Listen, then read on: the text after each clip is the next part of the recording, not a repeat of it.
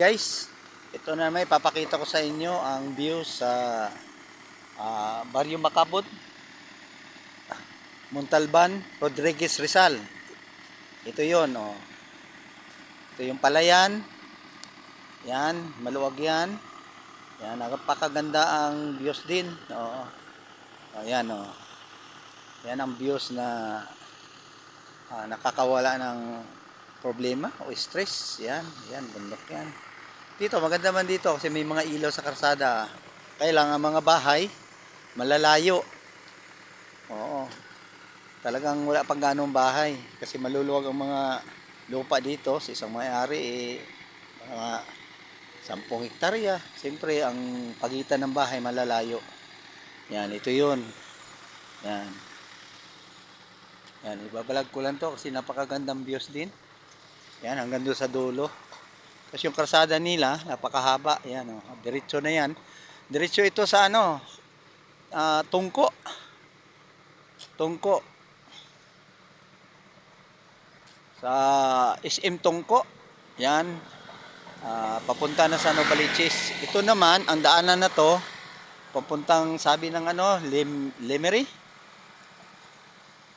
Ano ba yan? Latex pala, sorry. Latex pala.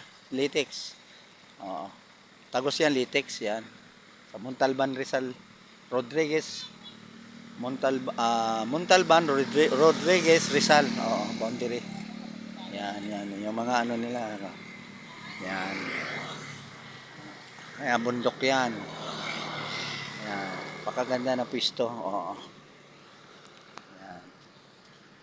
Kaya, nandito kami ngayon. Mag-alas 5 na. Oo, mag-alas 5 na. Ayan.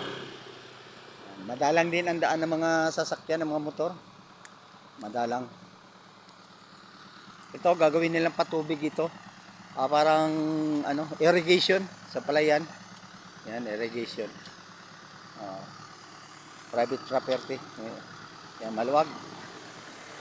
Makaluwag. Yan. Tapak. Yan.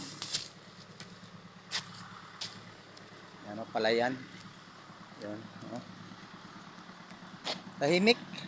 Tahimik dito. Napakatahimik. Talaga mayroon pa pala sa atin na ano, na pinakadulo na ng ano, napakatahimik. Yan.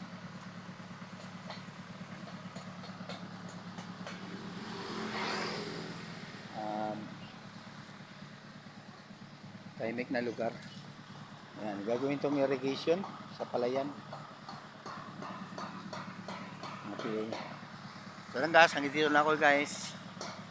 Maraming salamat sa inyo, mga friend ko sa Facebook. Love you.